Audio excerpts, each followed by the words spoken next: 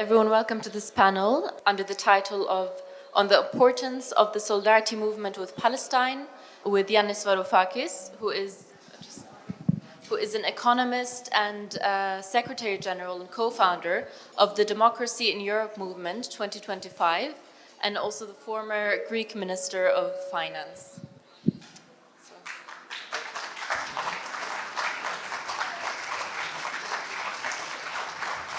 Okay, well, thank you so much. Thank you so much. I wish I was there. Solidarity for where I am, which is an island in Greece. I'm keeping my fingers crossed that the Austrian police is not going to try to emulate that which the Berlin police did in April when we were holding our joint Palestinian-Kongress in Berlin. That when I say we, I mean DiEM25 and the Jewish Voice for a Just Peace in the Middle East. You may have heard that 2,000 policemen and some women entered the building, interrupted our Congress, and issued a decree according to which I wasn't allowed to enter Germany, not even by teleconference, as I am entering Vienna tonight. So I hope this doesn't happen to us tonight. But even if it does, we are used to it, aren't we? Comrades, thank you for the invitation. A year ago, this coming Monday, on 7th October, the so far or hitherto successful joint Israeli-American-European project of keeping from public opinion, out of sight, the asphyxiation of the people of Palestine under apartheid and under a slow-burning, cruel ethnic cleansing. And they were successful in doing that. You remember, with the support of Arab governments participating, who will forget the Abraham Accords that Saudi Arabia was very keen to join. That attempt to keep the asphyxiation and ethnic cleansing of the Palestinian people out of the public eye in the West in particular, but also in the global South, it was succeeding until Monday, the 7th of October.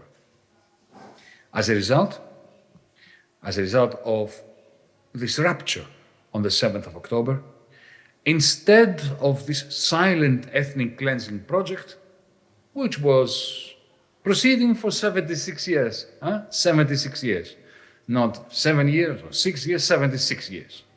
Instead of this silent ethnic cleansing project, we have now, for a year, a campaign of outright, loud, and in-our-face genocide, which began under the guise of Israel's right to defend itself.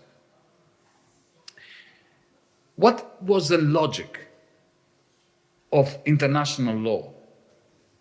And what did it compel us as humanists to do on the 7th of October? This was a dilemma I had. I found myself in Berlin, and I made a statement to a Berlin media group that led to my being banished from Germany. I think that what every humanist, regardless of one's sympathies towards Palestinians, Jews, Indians, Chinese, Americans, whatever, every humanist who respects international law and the logic of international law had the duty to do one thing, and that is to separate the act of resistance of the fighters who attacked the fence from war crimes committed. And let me be particularly clear on this, because the 7th of October is arriving this Monday. Breaking down a fence that is part of an open-air concentration camp constructed to deny you, your family, your people, basic human rights, and to cause your population within that fence, within that concentration camp, to wither, either through malnutrition or disease or immigration. Breaking down that fence is a duty, not only a right, it is a duty. At the same time, we need to separate that, and that's the sharp contrast I want to make, from violating civilians, Israeli civilians in this case, or even killing Israeli soldiers who are trying to surrender. Even when this is done in the process of breaking down that fence, that is a war crime. Now, Israeli, American, European governments and the Western press along with all the various institutions and interests backing the Zionist genocide project, on the 7th of October kicked into high gear. To do what? To tell us that if we did not condemn the legal resistance of an occupied people, we were de facto supporting the war crimes committed during that resistance. No, we are not going to accept that.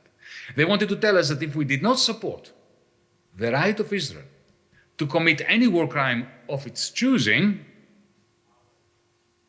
we were condoning the war crimes of Hamas. No, we are not going to accept that. They told us that if we demand equal rights for Jews and Palestinians, Arabs, Christians, agnostics, from the river to the sea, that if we demand equal rights for everyone, independently of religion, ethnicity, or belief, that we are proposing another Holocaust for the Jewish people. We are not going to accept this. Because cool, objective heads would hear this wall of propaganda coming from the Western media and from our parliaments and governments and the European Commission, and would reject it as ludicrous. Even liberally minded observers.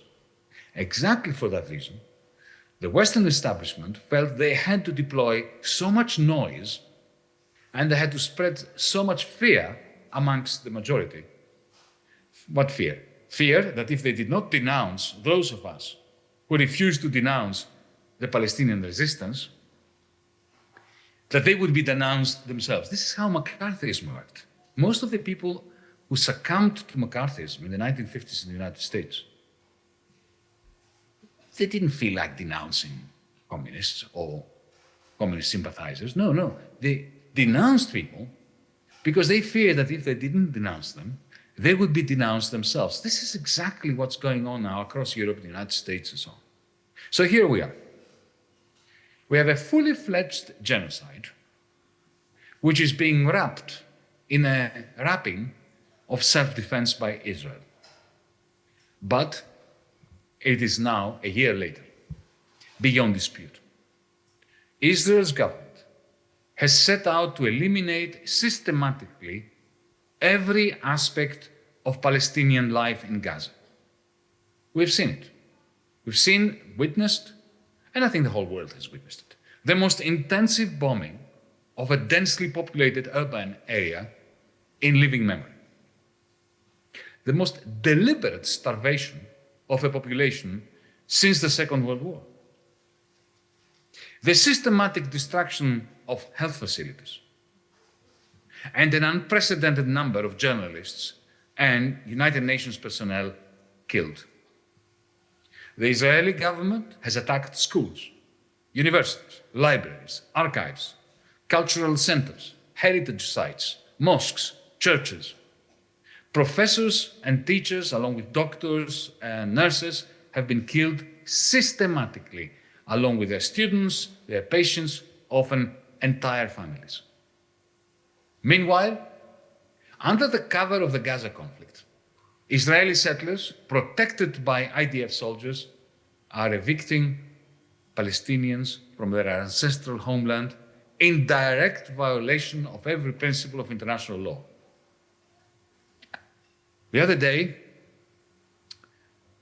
a comrade of mine, of ours, Ofer Kassif, an Israeli Jewish citizen and a member of the Knesset, sent me a copy of a handwritten letter. A letter written by a 10-year-old girl named Rasha.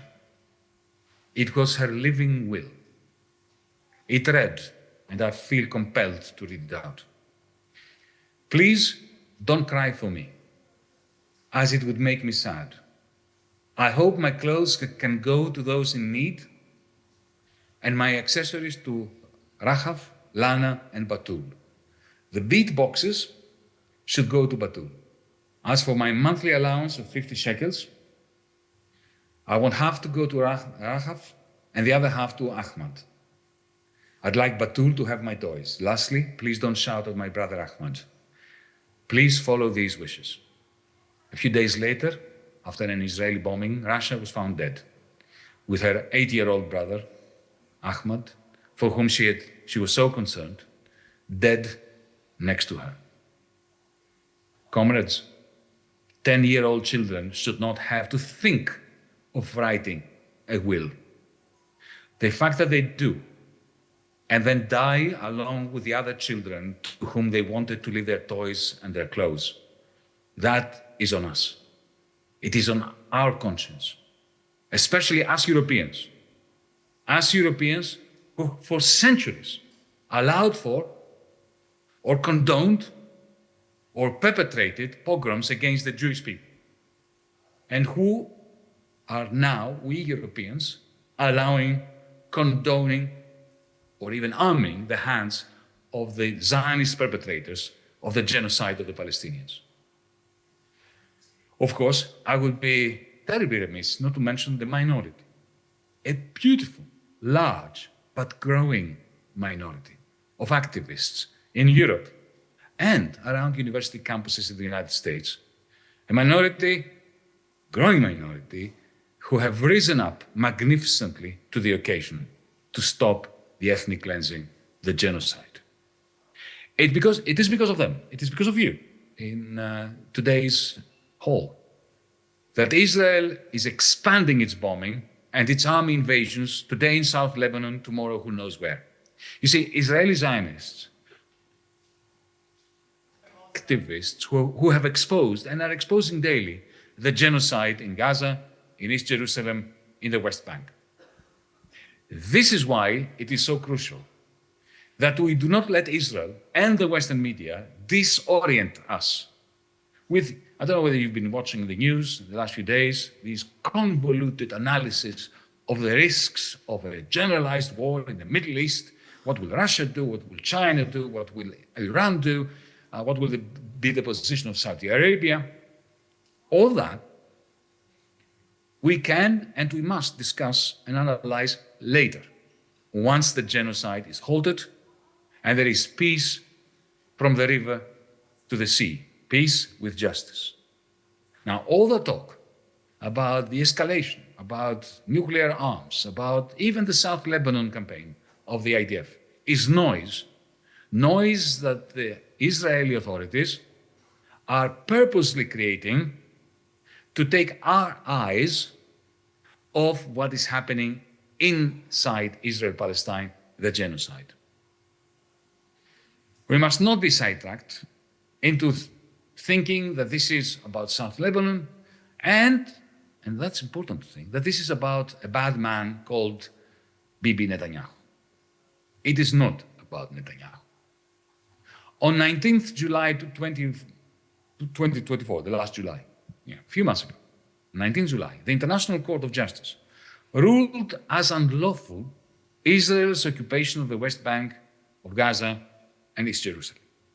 5 days later, the Knesset voted 65 to 9, a crushing majority, almost the entire political spectrum. They voted to ignore the International Court of Justice's ruling, and provocatively in their decision, firstly they ruled out the possibility even of a Palestinian state, and they described provocatively the West Bank, Gaza, and East Jerusalem, which the International Court of Justice declared to be unlawfully occupied by Israel. They described it, the Knesset, in its crushing majority, described the West Bank, Gaza, and East Jerusalem as the land of Israel. To prove further its contempt for international law and the institutions humanity created after the Second World War to support international law, you heard that last Wednesday, Israel's government banned the United Nations Secretary General, Mr. Guterres, from entering the country. Imagine if any other country had done that. But you see, none of that should surprise us. It doesn't surprise us. But we have a duty to open the eyes of those who are not in the room today, who are not on this live stream, who, they are trying to make ends meet in difficult circumstances for the majority of people in a majority of countries around Europe, if not all countries, and who hear the noise about war in South Lebanon, in Gaza, and so on, and they just don't want to know, and who are therefore susceptible to the propaganda that, okay, you have an Israel there that is trying to defend itself. We need to address them. We need to win them over. This is how the minority, large minority of our pro-Palestinian, humanitarian, pro-international law and international human rights or universal human rights movement will grow. And it will not grow by quoting ourselves to them, to the people who are apathetic, who are on the sidelines of our movement. We have a much, much better chance of convincing them of what the truth is about the genocide of the Palestinian people if we quote prominent Israeli Zionists. Allow me to propose two such quotes. In April of 1956, a man named Roy Rothberg, an Israeli settler, at a kibbutz very close to the fence in Gaza, which existed even back then, was killed by Palestinians who had crossed that fence and had shot him. The next day, during his funeral, the chief of staff of the Israeli army, Moshe Dayan, who later became extremely prominent by being the defense minister, and later, even further than that, he was the foreign minister of Israel. He went to the funeral and delivered the eulogy. The Israeli Times has, a very well-known and respected Zionist newspaper, described Moshe Dayan's eulogy as the speech that defined Zionism. And I think they are right. He said, amongst other things, he began, and this is a translation by an Israeli Zionist, yesterday, with daybreak, said to the gathered mourners, Moshe Dayan, Roy was murdered. And then a bit of a poetic flourish, the quiet of a spring morning blinded him, and he did not see the stalkers of his soul on the furrow. But then he said, let us not hurl blame at the murderers. Why should we complain of their hatred for us, the Palestinians' hatred for the Israeli settlers? 8 years they sat in the refugee camps of Gaza and seen with their own eyes how we have made a homeland of the soil and the villages where they and their forebears once dwelt. Not from the Arabs of Gaza must we demand the blood of Roy, but from ourselves. How our eyes are closed to the reality of our fate, unwilling to see the destiny of our generation in its full cruelty. Essentially what he's saying here is we are settled. We've taken their land. What do you expect? They will kill us. We would do the same if we were them. And he continues, have we forgotten that this small band of youths settled in Nahal Oz carries on its shoulders the heavy gates of Gaza, the concentration camp, beyond which hundreds of thousands of eyes and arms huddle together and pray for the onset of our weakness so that they may tear us to bits. Has this been forgotten? And then he continues a bit later to say that without the barbed wire fence and the machine gun, we shall not pave a path nor drill for water on their land. So you see, comrades, we don't have to say it. Moshe Dayan is saying it. And allow me to just jump to another speech. No, it wasn't actually a speech, it was a discussion between Ben-Gurion, the first Prime Minister of Israel, and Nahum Goldman, who's published this in a book, this dialogue. Ben-Gurion clearly states it. And I think it's important for us to reproduce it, because you see, it's very different when you and I say something. And when we quote Ben-Gurion as he's being quoted by an Israeli Zionist historian, Nahum Goldman. And here is verbatim what Ben-Gurion said to Nahum Goldman in that conversation. He said, Ben-Gurion, right? Prime Minister of Israel, a huge giant of a figure in Israeli history. He said, if I was an Arab leader, I would never make terms with Israel. That is natural. We have taken their country. Sure, God promised it to us. But what does that matter to them? Our God is not theirs. We come from Israel. It's true. but 2,000 years ago. And what is that to them? There has been anti-Semitism, the Nazis, Hitler, Auschwitz. But that was the Palestinians' fault. They only see one thing. We've come here and stolen their country. Why should they accept that? They may perhaps forget in 1 or 2 generations' time, Ben-Gurion said. But for the moment, there is no chance. So it's simple. We have to stay strong and maintain a powerful army. Well, and given that 76 years later, the Palestinians are not allowed to forget their circumstances because they are being ethnically cleansed every day, every minute, every hour, Ben-Gurion's analysis is the reason why we have Netanyahu attacking Lebanon. Because the only way you can maintain a white settler, racist project is through expanding it and through continuing to kill the people that you have so far not killed. Comrades, it's very clear. Our best allies at the moment are our Jewish comrades who are taking it up on themselves to fight against Zionism.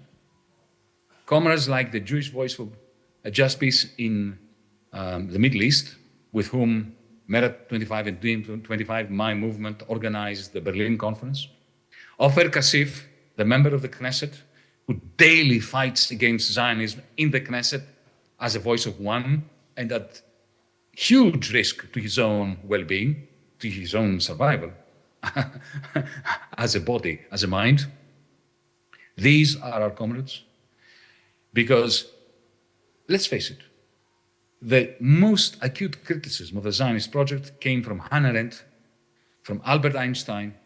For people like Ofer Kassif, we have jointly to work to make sure that the act of resistance is recognized as a universal duty for every community in the world, especially for the Palestinians who are now subject to an ongoing genocide. And in order to do this, we have to make sure that we do not allow the Western media to stop you, activists, supporters of universal rights from the river to the sea, from pinpointing, focusing attention on what's happening in Gaza, in East Jerusalem, in the West Bank.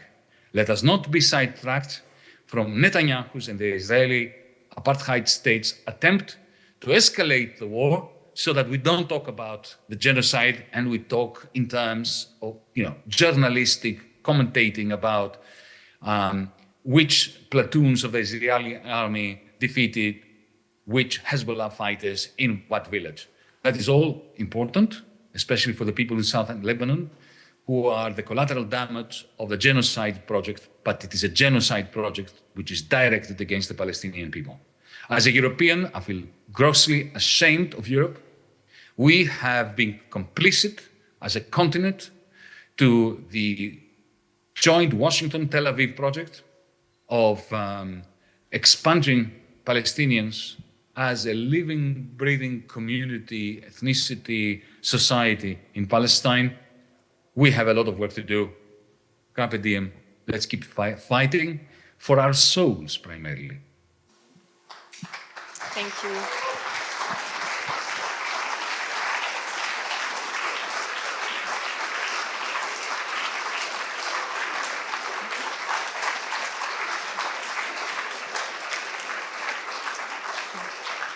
Thank you, Mr. Varoufakis, for these important words. I have 2 brief questions.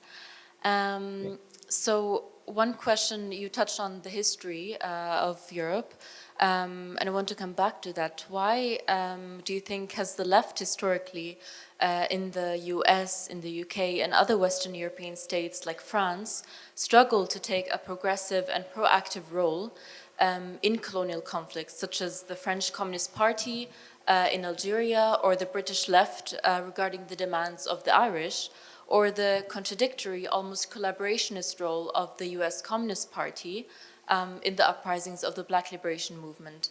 Can you, as a leftist, explain this passivity of the left today when it comes to Palestine, with huge parts of the left drifting to the extreme center of European policy? Allow me to begin with the United Kingdom, with Britain. The answer to your question lies in a turning point where the Labour Party, the leadership of the Labour Party, in the 1920s and in particular 1926, turned against the British working class.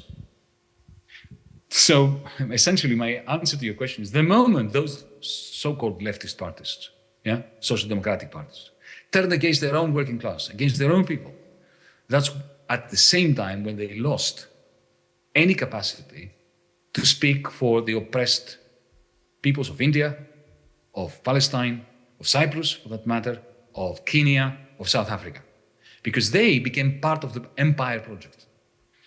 You will recall that in 1926, a Labour government essentially flipped. And instead of supporting the working class, it joined with the Conservatives to impose austerity upon their own people. And therefore, the Labourist agenda no longer was left-wing. It became a nationalist agenda. Essentially, Labour union representatives were admitted to the corridors of power as long as they didn't challenge the capitalist relations of production in their own country. And they simply canvassed for a smaller distribution of income from the few to the many. At that point, they were admitted into the corridors of power as essentially collaborators in the colonial project, where the colonial project, we have to remember that, included their own countries. Tony Benn, my mentor, if you want, from back in the 1970s and 80s, a remarkable thinker and politician of the Labour Party, who was always in the minority of the Labour Party, put it brilliantly when he said that after London lost its empire, the ruling class, including the Labour Party, treated the British working class as its last colony. I think that concentrates the mind. The communist left has always been on the side of the colonized.